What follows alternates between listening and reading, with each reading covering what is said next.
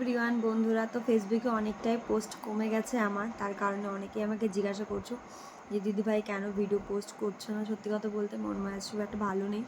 আজকে শরীরটা খুব একটু খারাপ ছিল।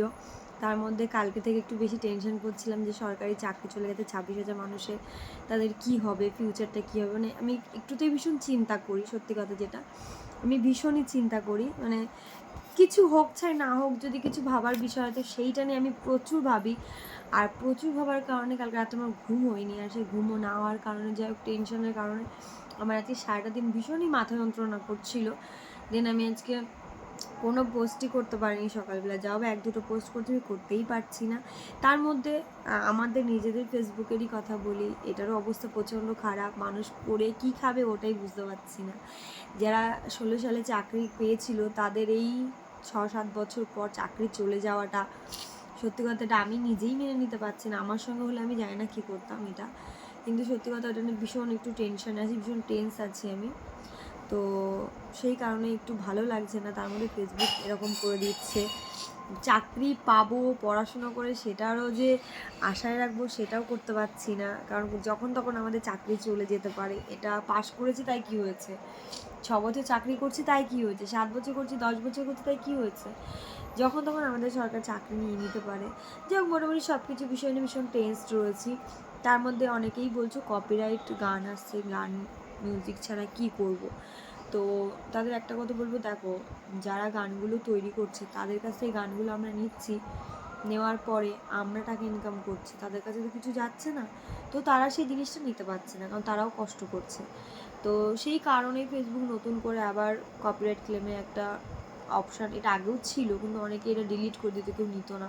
কিন্তু এখন নেওয়া ছাড়া কোনো অপশান নেই, নাহলে ভিডিও তোমাকে ডিলিট করে দিতে হবে। তুমি কত ভিডিও এরকমভাবে ডিলিট করবে। যাই হোক, তো সবাইকে বলবো যে ভিডিও করো। আর সত্যি কথা, কন্টেন্ট মনিটাইজেশন আসার পর প্রোফাইলের ভিউজ যা কমে গেছে, মারাত্মক কমে গেছে। এই ভিউজে একটা টাকা রোজগার অবশ্যই হবে না, কিন্তু যে 10 ঘন্টা 8 ঘন্টা কাজ করছি ফেসবুকে, সময়টাও চলে যাচ্ছে, টাকাও হচ্ছে না। ওই জন্য একটু মানে এরকম একটা মানে মাইন্ড একটু অন্যরকম, সব কিছু নিয়ে ভীষণ টেন্সডে রয়েছি, টেনশন করছি একটু বেশি, যে কারণে ভিডিও বেশি আপলোড দিতে পারছি না। তো একটু সময় দাও, আমি আস্তে আস্তে সব ভিডিও আবার করে নতুন করে দেবো। প্রোফাইলটার অবস্থা প্রচণ্ড খারাপ, প্রোফাইলটা ফলোয়ার্সটা ঠিকই হচ্ছে না। একটা ক্লেম জানি না কতদিন থাকে, একটা ক্লেম অবশ্যই আমার পড়েছে, আমি স্বীকার করতে বাধ্য। কিন্তু আমি অনেককে দেখেছি তাদের ক্লেম হওয়া সত্ত্বেও কিন্তু ফলোয়ার্স কোনোদিন কমে না, কিন্তু আমার ফলোয়ার্সটা কমে যাচ্ছে। আর একটা প্রোফাইলে তো কোনো ক্লেমই নেই, কিচ্ছু নেই, ভিডিও ভিউজ হয়ে যায়, ফলোয়ার ছেড়ে দেয়, দেন আবার সেই ফলোয়ার্সটাকে কেটেও নিচ্ছে। তো কি বলবো, ফেসবুক কি চাইছে জানি না।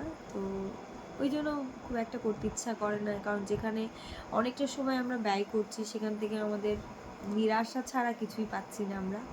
তো তাই একটু ভিডিও কম্পোস্ট করছি। তো একটু একটু করে করব, অবশ্যই করব।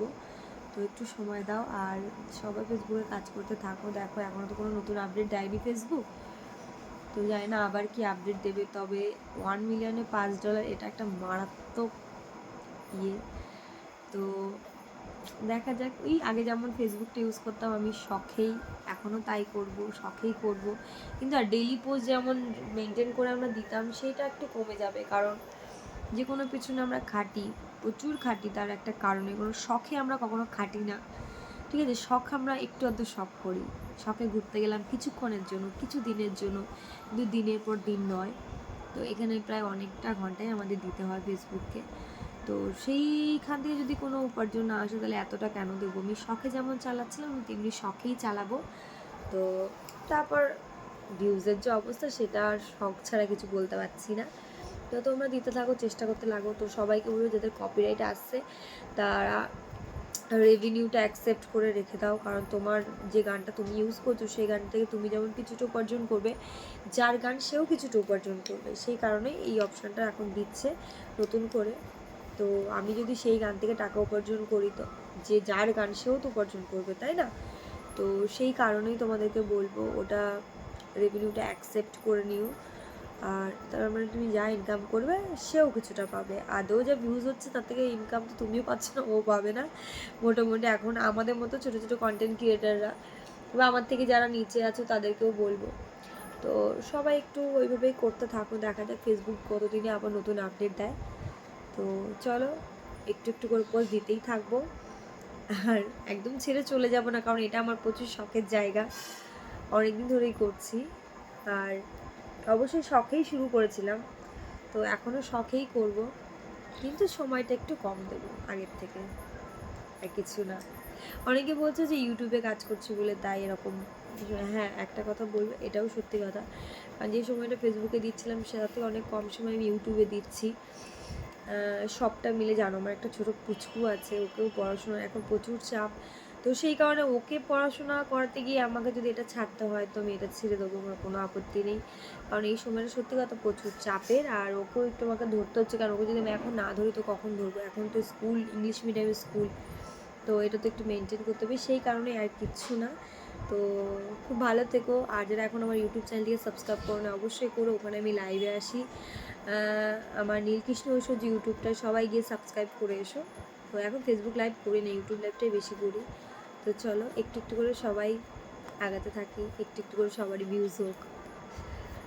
টাটা, সবাই কাজ করতে থাকো, ঠিক ফল পাবো, আপডেট তো ফেসবুক দেবেই দেবে।